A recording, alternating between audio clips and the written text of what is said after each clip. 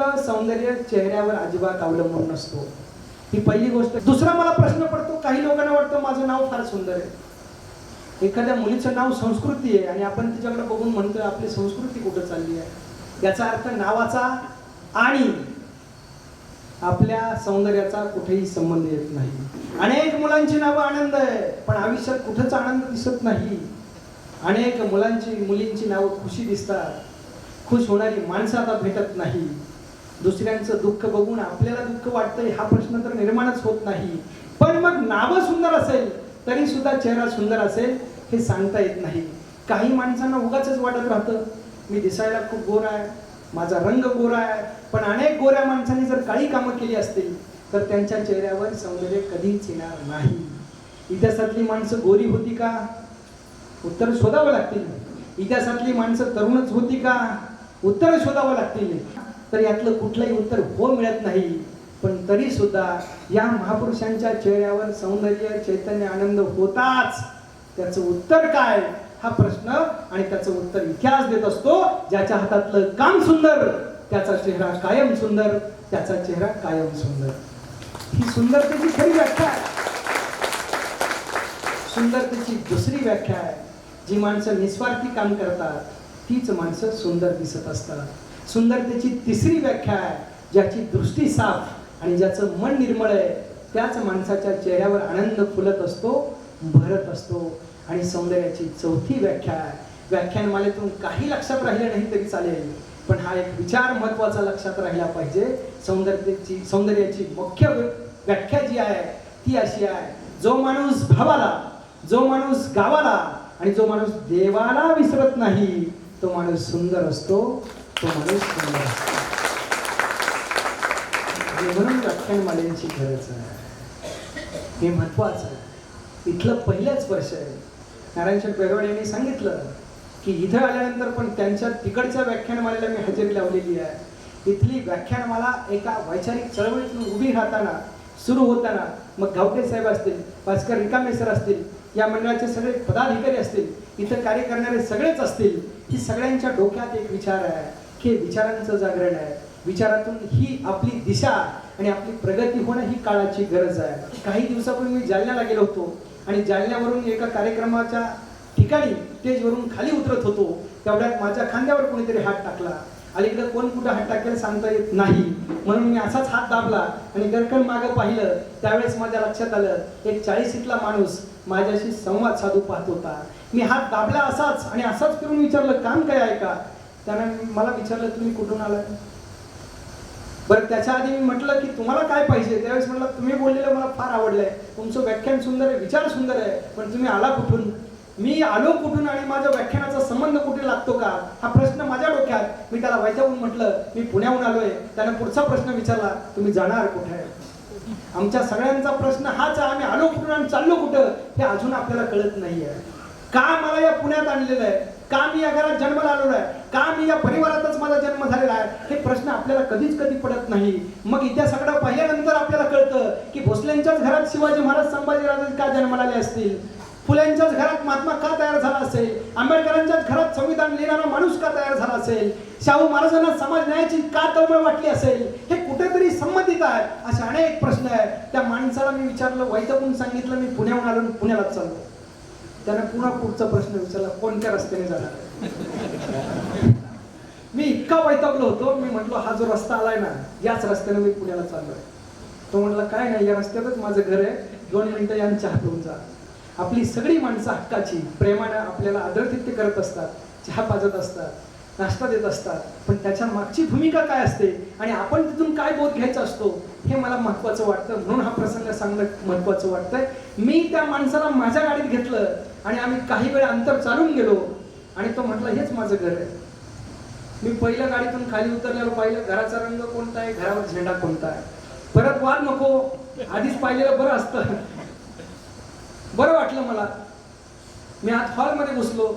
हॉलच्या भिंतीवर मला महापुरुषांची फोटो दिसली, ज्यामध्ये शिवाजी महाराज, संभाजी महाराज, सगळे समाज सुधारक सगळ्यांची चित्र दिसली आणि कोपऱ्यात शिवाजी महाराज आणि जिजाऊ साहेबांचं एक शिल्प असलेली मूर्ती दिसली, जी आपल्या शिवनेरीवर आहे की जिजाऊ साहेब शिवाजी महाराजांना काहीतरी दाखवत आहेत. ते शिल्प दिसलं. माझ्या डोक्यात विचारला इथून काहीतरी चांगली गोष्ट घेऊन जाता येईल हा विचार मी करत होतो. आणि मी असं हॉलमध्ये बघत होतो. तेवढ्यात एक 7-8 वर्षाचा मुलगा धावत धावत आला. माझे विचार पुन्हा वाढले. मी विचार करायला लागलो या घरात 3 माणसं राहत असली पाहिजे, एक तो माणूस, त्याची बायको आणि त्यांचा तो मुलगा. असा विचार करत होतो. तेवढ्यात 3-4 वर्षाची मुलगी पुन्हा धावत आली. माझा विचार बदलला. मी पुन्हा विचार करायला लागलो या घरात 4 माणसं राहत असली पाहिजे, तो माणूस, त्याची बायको, त्याची 2 चिमणी पाखरं, चौघांचा सुखाचा संसार चाललेला आहे. पण असं बघत असताना आणि विचार करत असताना कोपऱ्यात एक दरवाजा दिसला आणि दरवाजातून मी आत नजर मारली. तिथं एक म्हातारी स्त्री, जिचं वय 70-75च्या पुढे गेलं होतं, जिच्या अंगाचा थरकाप चालू होता, मान डुलत होती, हात थरथरत होते. माझ्या लक्षात आलं इथं 5 माणसं राहतात. हे दोघं नवरा बायको, त्यांची 2 चिमणी पाखरं आणि 5वी ती माणसाची सासू असली पाहिजे.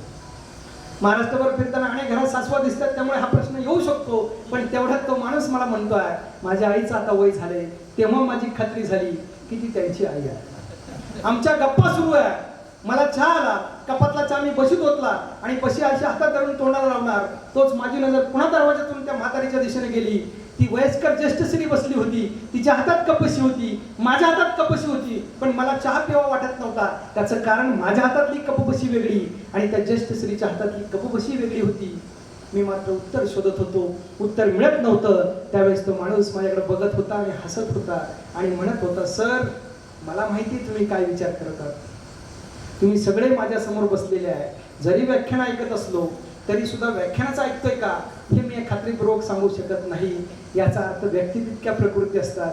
पण माझ्या एवढ्या मोठ्या प्रवासामध्ये कोणीतरी मला म्हणतंय की तुमच्या डोक्यात काय चाललंय मला कळलंय. म्हणून मी सहज म्हटलो काय चाललंय सांगा. त्यावेळेस तो माणूस सांगत होता, तुम्ही माझ्या आईच्या हातातली कपबशी आणि तुमच्या हातातली कपबशी यामधला फरक शोधत आहात. एक्झॅक्ट मी तेच करत होतो.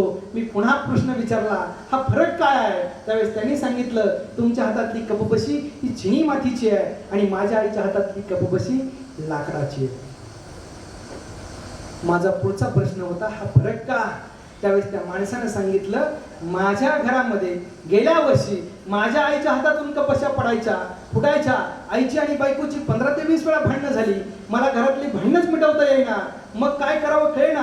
मी असाच एक दिवस हॉलमध्ये बसलो होतो. तेवढ्यात माझी आई अशी सरकत हॉलमध्ये आली. मला म्हटली, समोर बघतो का. मी म्हटलं, काय गाई. त्यावेळेस ती म्हटली, समोर जिजाऊ शिवबाला काहीतरी दाखवतायत, काहीतरी सांगतायत. हे इतिहासातलं आहे, हे तुला कळलं का. त्यावेळेस तो माणूस सांगत होता. मी आईला विचारलं काय.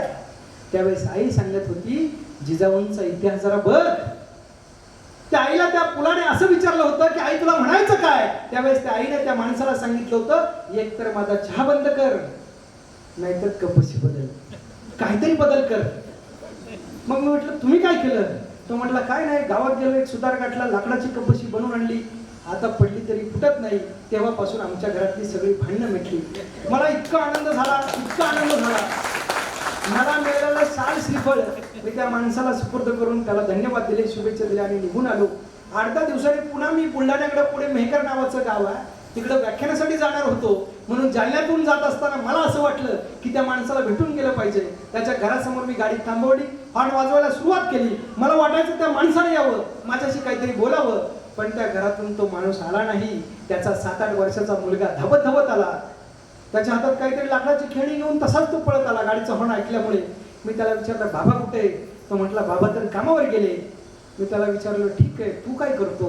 तो म्हटला, काय नाही, कालांतराने माझे आई वडील म्हातारे होणार आहे, त्यांची व्यवस्था केली पाहिजे म्हणून लाकडाची कपबशी बनवतो आहे.